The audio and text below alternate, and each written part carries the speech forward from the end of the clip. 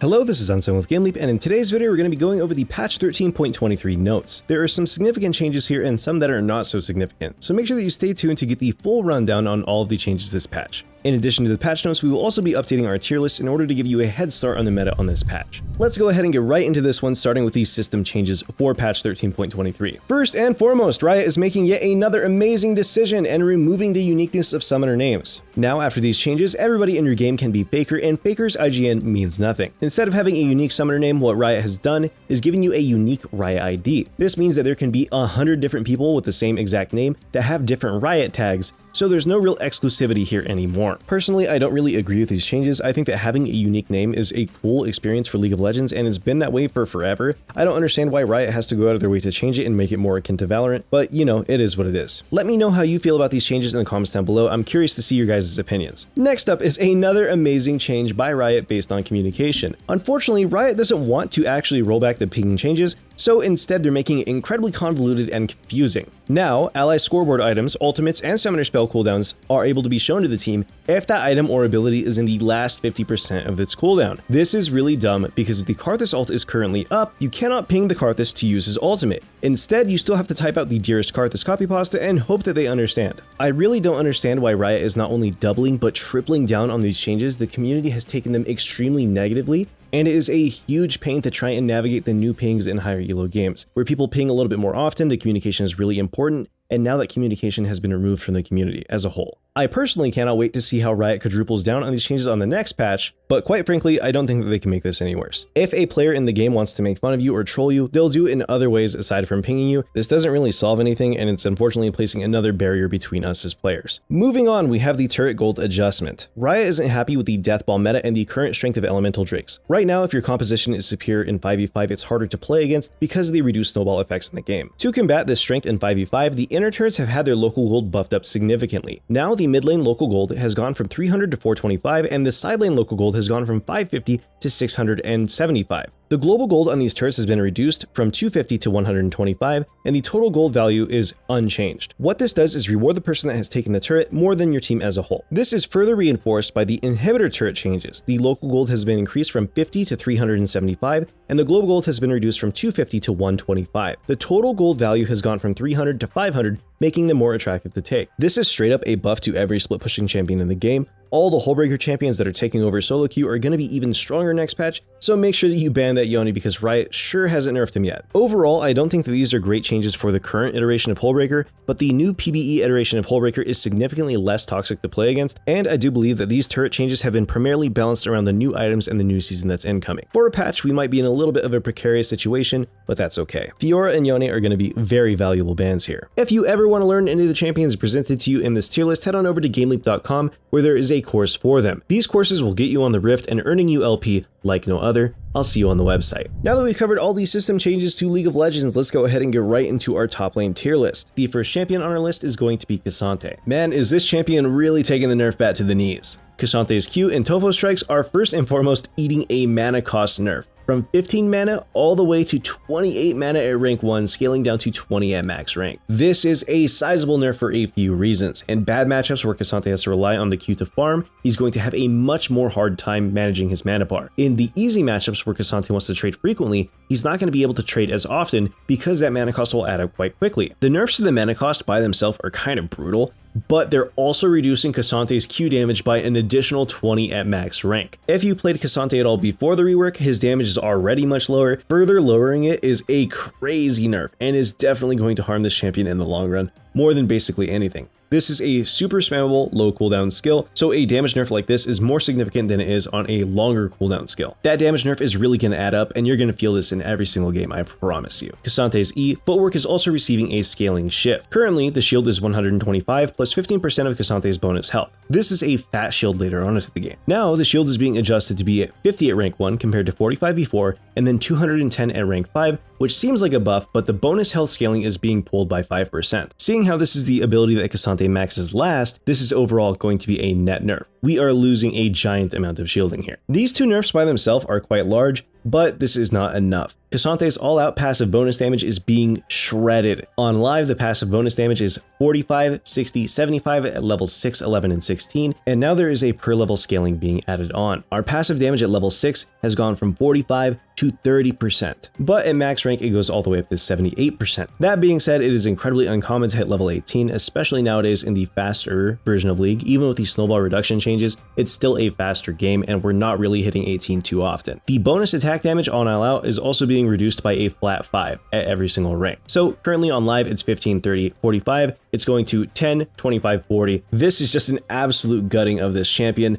K'Sante is definitely dropping at least one tier. I would imagine that he's probably going to be back in B tier. These were definitely some warranted changes. K'Sante's ban rate and his win rate are far too high for a champion as skilled as he is, so it's nice to see him being hit with some nerfs so the K'Sante players can actually get their hands on him instead of him being permabanned. I still think that K'Sante is a great champion to invest time into, but there are significantly easier champions to play that do the same job as him. Learn him and play him if you think he's cool. He's not going to hold you back at all, even with these nerf numbers, but if you just want LP, I would recommend playing something like Ornn or maybe even Nasus on this patch. Next up on our list is Naafiri. Naafiri is a strong top laner in the right hands because she simply forgoes the lane phase. We can play her as a pseudo-range champion like Aatrox and not actually commit into bad fights. What makes this playstyle so strong is the fact that most top lane bruisers can't actually touch Naafiri, and she has an insane item scaling. The only other champion that is this untouchable with this hard of scaling would be something like Zed. Zed top, however, cannot be played in a realistic manner where Naafiri can be, which is why she's being nerfed. Our pack mate damage is going down by 1 at level 1, and then at max level it's going down by a massive 4.8. This might not seem like much at a glance, but remember how many dogs Naafiri can have at a time. At max level, we can have 3 dogs from our passive as well as 4 summon dogs for a total of 7. We have 7 dogs, each one of them attacks once a second. All of those attacks have 4.8 damage removed from them. This is a huge nerf to Naafiri, especially in the later stages of the game. This, however, is not all. Our Eviscerate is also being nerfed. The flurry portion of Eviscerate is having the damage nerfed. It's 5 at rank 1 and 25 at max rank, which is definitely going to hurt a massive amount. Our maximum damage is going from 300 at rank 5 to only 275. Now, why exactly is this so important? Post level 13, this ability is usually on about a 4 to a 4.8 second cooldown. There is a huge amount of uptime on this skill, so having a lower damage threshold will make it not such a one-shot heavy skill while being so spammable. Instead, it'll still be spammable, but the damage will be significantly less. Last patch, we had Naafiri rated pretty high in the top lane tier list. She's on the upper end of A tier. I think that these changes will push her down to B tier, purely because the meta has been adjusted in a way that Naafiri can't actually play into some of these champions as effectively as before, but that doesn't mean that she isn't a great counter pick. If we're playing against the full melee, we could easily go Eclipse on this champion, followed by a Black Cleaver and Cyrilda's Grudge, and become an uncatchable AD caster. She's also pretty decent into some of the range champions, Kennen and Vayne to name a few. Unfortunately, the dog is going to be sitting in B tier for a while. I don't think that even the item update will save her next patch. Now that we covered both of the nerfed champions, let's go ahead and talk about the buff champions. Riven is going to be our first buff champion here. The buffs are relatively minor, but they're going to have a great impact. Broken Wings is receiving 5% extra total AD scaling on it, with Blade of the Exile also receiving a 5% buff. I'm going to be real with you guys, I don't think that these changes will push Riven into the OP tier. I think that she's still going to be about the same. These are band-aid fixes that Riot has put out for Riven until the end of the season. As I'm sure you know, the PvE has been updated. There is a lot of new itemization options for Riven that will kind of solve her issues and make her not so demanding. If you want to invest the time into this champion, it is a great champion to learn, especially for solo queue, but her overall difficulty and her high skill floor leave much to be desired. If you want to play a carry, I would recommend playing Fiora. Riven is great if you think that she's cool. I don't discourage you from playing this champion, but there are significantly easier things to play, much like K'Sante. We'll leave her at the top of A tier for now, and then update her position with the first top lane tier list of the patch. Now we have our final champion for the top lane tier list, which is going to be Trundle. The buffs to this champion are primarily focused around his base stats and his synergy with Sheen items. His attack damage growth is being increased from 3 to 4, and his Q, Chomp, is receiving a mana cost reduction by 10 mana. Personally, I've been playing a lot of Trundle in solo queue recently. These mana buffs are really important for this champion as it is his most used spell, and the attack damage growth is also going to be nice. I have this champion in B tier currently, but with the changes to the inner turrets and the strength of Hullbreaker in the current meta, I'm going to go ahead and move Trundle into A tier. If you want to demolish games under Diamond and you want a champion that isn't mechanically demanding while also being pretty forgiving in what he does, Trundle is a fantastic entry-level split pusher that has a great skill ceiling. If you master the pillar and you master his ultimate, this champion is a 1v1 monster. Just make sure that you're placing your W in a position that you're going to be fighting in instead of walking out of it.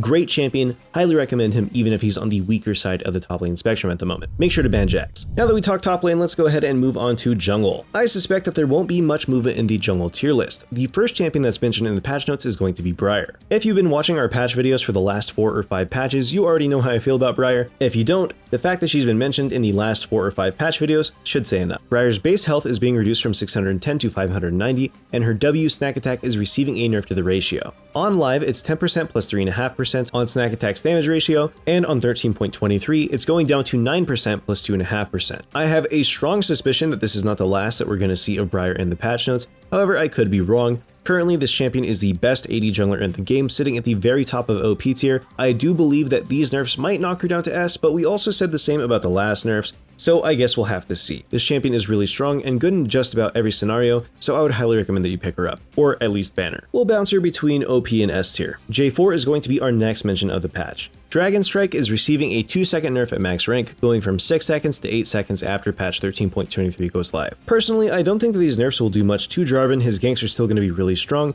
He's a great accessible jungler to learn, and he's good into just about every single team composition. J4 excels at punishing immobile mages that are present in solo queue, and he's also really good at shutting down immobile carries, which seem to be all the rage right now. Currently on our tier list, J4 is at the very end of OP tier. He is dead last in terms of strength compared to the other junglers. I do think that he'll drop down to S with these, but he's still going to be a solid champion. Do not drop J4, continue playing him until the new season starts. Now that we covered jungle, let's go ahead and talk about mid lane. Azir is receiving a set of changes that are going to make him more accessible for the average player. People really like building Nashor's Tooth on Azir, so Riot is balancing him around it. Arise is being nerfed overall, the scaling is being reduced by 5%, and the base damage at max rank is being reduced from 92 to 77. However, to make up for these damage nerfs, W attacks on the primary target now trigger on-hit effects at 50% damage value. So if our Nashor's Tooth is dealing 100 damage, the Arise soldiers will attack for 50 bonus damage. Orianna and Syndra being meta kind of push Azir out for the average player, so I'm not quite sure that these changes will have a substantial effect on him. We'll leave him in A tier for now and see where he ends up in a couple days after the patch. As you know, Neferi has been nerfed and Neferi was in our OP tier. We're going to drop her down to S tier for now because these are some pretty fatty nerfs, but this champion is still really strong. Ziggs is the next champion that is receiving nerfs here, and yikes, they're actually kind of big. The base AD for Ziggs is being brought up by 1, making him have an easier time last hitting with just his basic attacks, but to compensate, Bouncing Bomb is being nerfed by 10 damage at all ranks.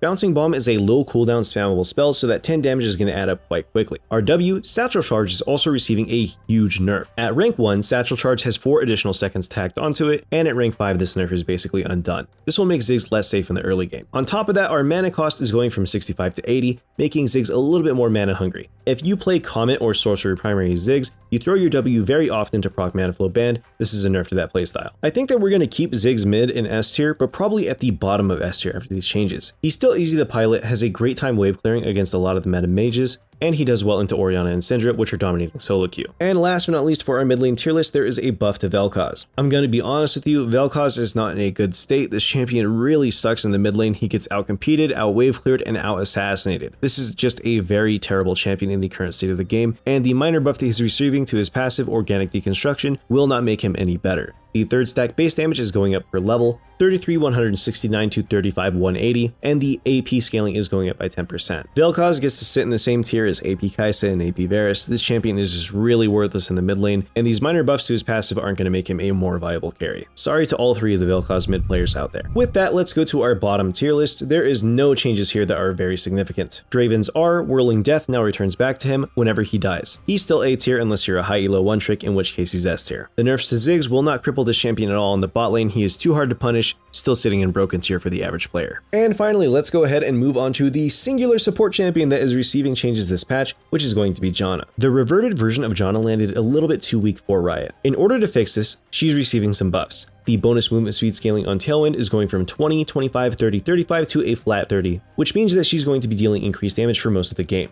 Once again, we don't really hit level 16, especially on support champions, so we're not really too concerned about the 5% of the ratio that we lose here. The cooldown on Zephyr is also receiving buffs. It's receiving a 1-second buff at all ranks. And finally, the cooldown on our R, Monsoon, is being reduced. We're going from 150, 135, 120, to 130, 115, 100. We had this version of Janna in OP tier in a previous video. I still do stand by the fact that this champion is in OP tier. People just have to relearn the playstyle. If we play a more W harass-centric style of Janna, this champion is incredibly oppressive in lane. She's just a little bit more demanding than the previous version. Anyways, this was Unsewn with GameLeap. Thank you all for watching, and I hope that you all have a wonderful day. I'll see you all in the next video.